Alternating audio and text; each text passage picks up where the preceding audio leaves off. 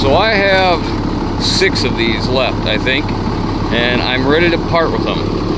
So this one has been sitting here for about 2 years. I just put a battery in it and it fired right up.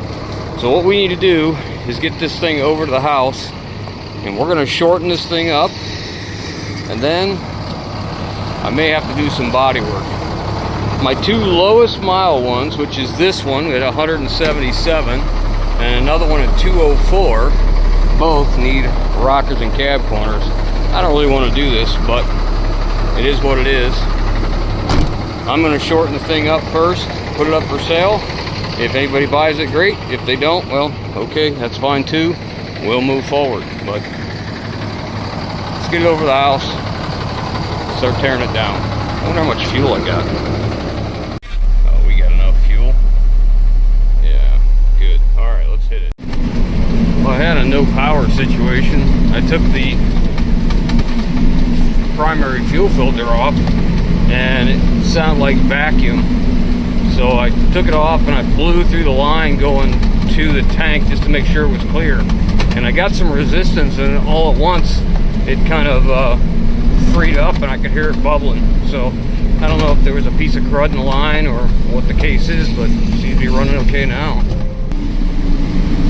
Charges like it's supposed to, oil pressure's good. I put the scanner on it. No active codes, no inactive codes. I mean, granted, there was no batteries in it, but still, started up, no codes whatsoever. These are such good trucks. Never ceases to amaze me how these 6.7s come right back to life. So I had low power, and I blew that line off, and I left this loose just in case the vent was plugged and it, was creating a vacuum and couldn't get fuel, and we spilled a little. But we made it. Well, most of us made it. We lost some of the cab on the way here, which, not surprising. This is pretty typical. This is pretty bad, but it's not beyond repair. They sell an inner rocker that goes in here, this outer rocker, very simple, and a cab corner. I don't do body work, but this truck I think is worth it. It's got 177,000 miles on it. And other than that, it looks reasonably good. But first things first, let's do the part that nobody likes to do. Shorten this thing up. Got to fix some wiring. I noticed we got some heat shrink connectors here, and somebody poked it, it looks like right there. So we'll have to repair some of this stuff, and we got an air leak back here. When I apply the brakes, I've got air leaking somewhere. I need to find out where that is, whether it's in a valve or line, or who knows. We'll find out. I think our air leak is ABS valve. Go ahead and push it. Yep, let up. Push hard. Hard. And we're out of air. Yeah, we're out of air. Okay. So we need an ABS valve. I'll probably have one. These are huck bolts. And that's how we get rid of them. Cut them off with the torch or plasma cutter. We're using a torch right now.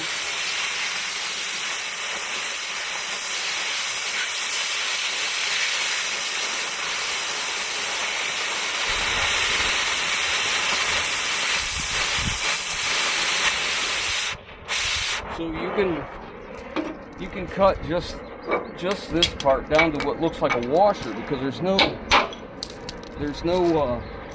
threads in there. If you see this, there's a bunch of what look like they're threads. This screws on and then it's pulled tight with hydraulic pressure.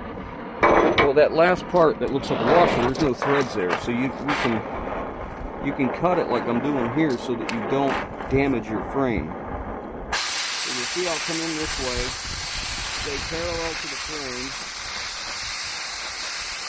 and I'll stop short of that, and then come across.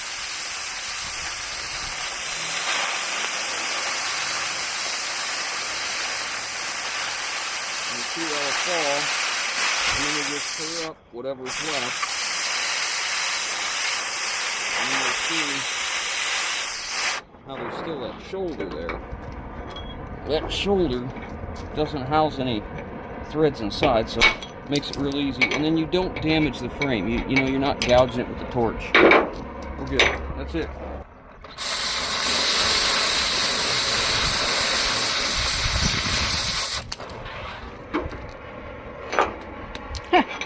Wow. I just scared it off. I guess you did.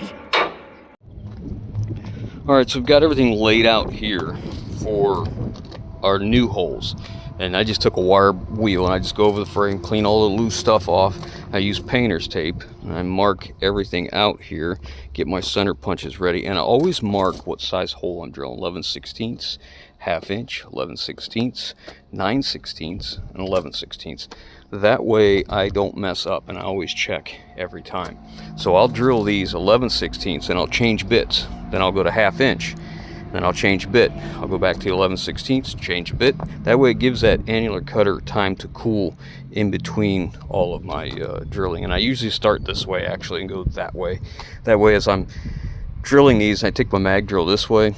If the mag drill magnet boogers up the tape in my marks, not such a big deal. If I go the other way, I'm constantly laying over that.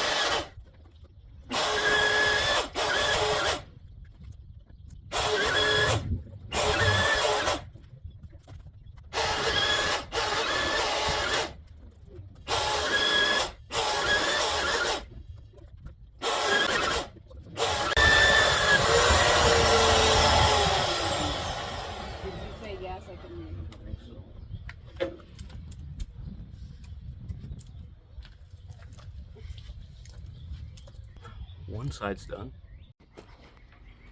Well, we dolled up our other annular cutter, and we got these out that we had got from the Nutty Company.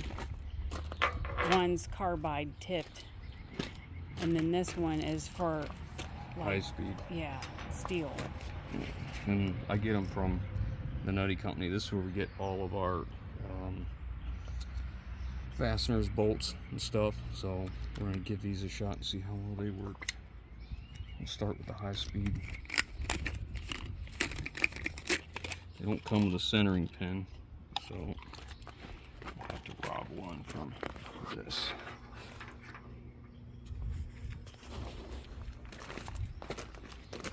Well, that's good. Use the same centering pin as those Evolution ones.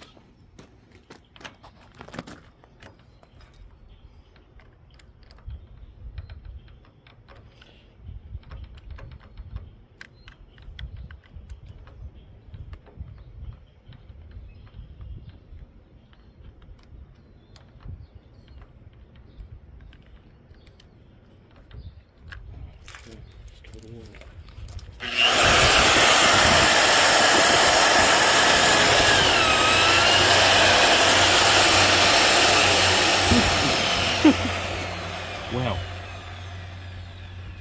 Look how quick that went. Yeah, I mean, it was partially done, but still, that was Since really we quick. just put that in, we're going to skip the halves. We're going to do the rest of these 11/16 now.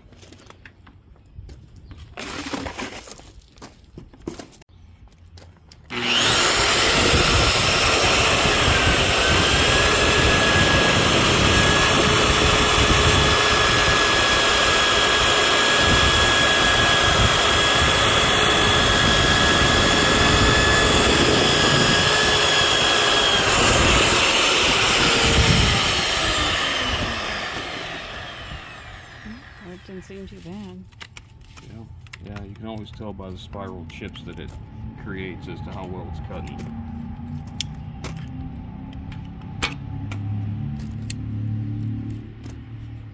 nice clean hole, nice sharp cutter. Look how clean that is compared to one we did with the last one. When they get dull, they get a little grainy looking.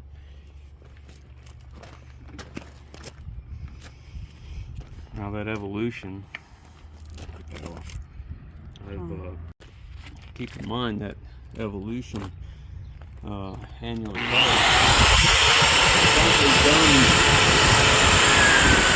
I don't know how many holes, probably over 100.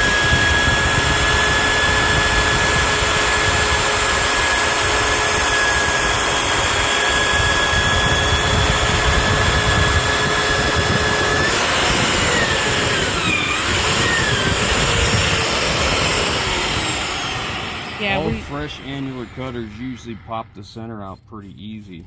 But look at that, that's a nice nest. But again, it's nice, new, and sharp. So as they get used, they're not as sharp, and it's not as good. But we're gonna try these out and see how we like them. They actually have a carbide set as well, and I got one of them to try. But I think I'll have to look. But I think the carbide might need to be used in a slower speed, maybe. I want to make sure before I put it in here.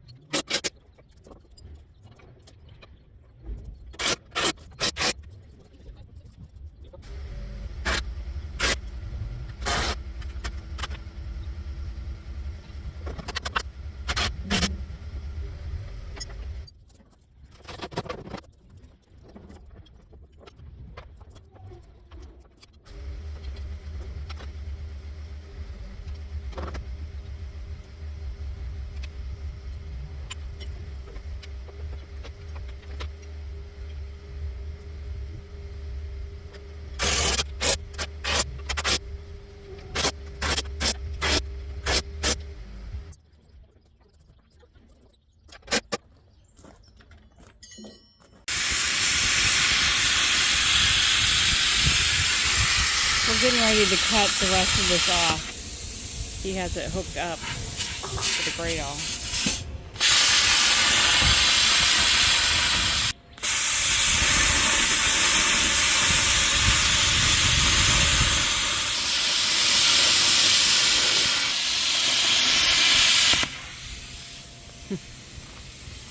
That was nice. Hey. What? The best way it can be. Uneventful. Yep.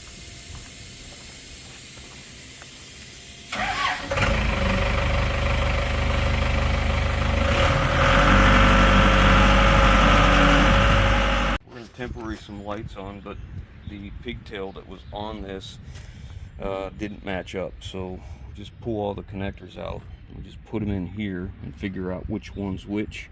And then we put them right back in the connector one by one. It's the easiest way I've ever found to do this. Just take them out one at a time. And then I can route them a little bit nicer as well. Make sure they plug in right. Guess that wasn't nice. That should have went down.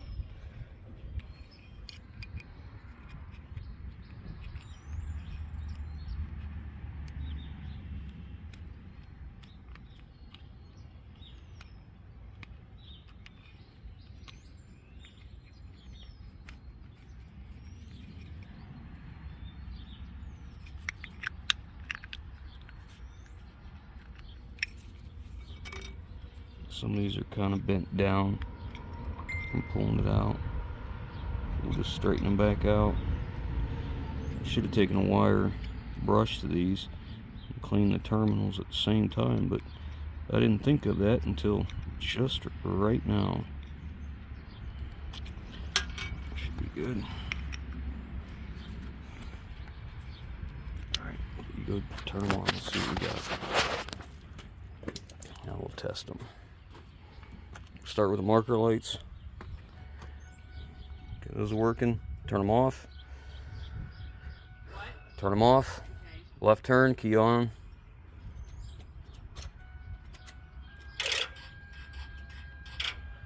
Right turn. Turn them off. Hit the brakes. Okay, reverse. There we go. Okay. Now we'll just clean these up, put the lenses on. I'm just going to use one of these holes just for temporary, just so it has lights.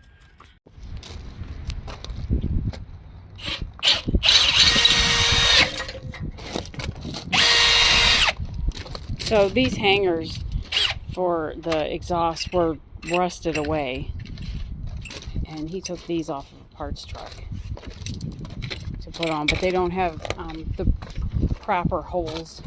Yeah, they didn't have the holes for the wiring harness on the parts truck. This was just zip tied, and we're not doing that, so it's better to drill the holes now than trying to drill them while it's on the truck. All right, this is all back together now. Everything looks good, everything's placed good, should be fine.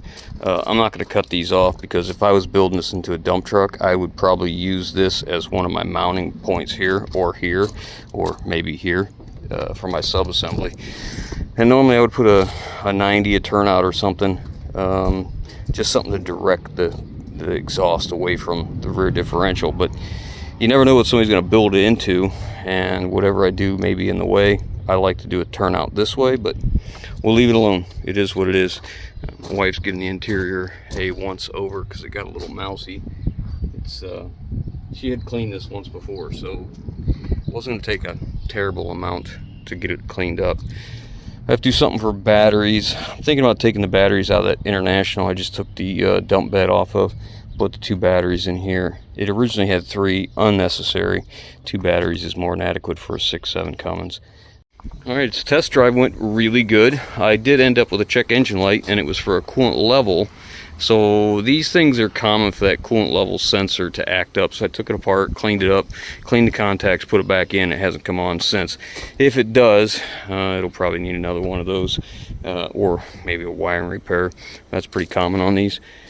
I haven't decided what I'm gonna do with that battery yet, because if a friend of ours takes this, he may want to put his own batteries in. I don't know, we'll see. But that's the end of this one. We are done with this, at least for right now. If he takes it, then it's gone. If he doesn't, then next thing we'll be doing is the rockers and cab corners. That ought to be exciting. My wife's got it all cleaned up, and it's ready to go. So hope you guys enjoyed. Thanks for watching. Catch you on the next one. Why is your... Oh, now it's recording.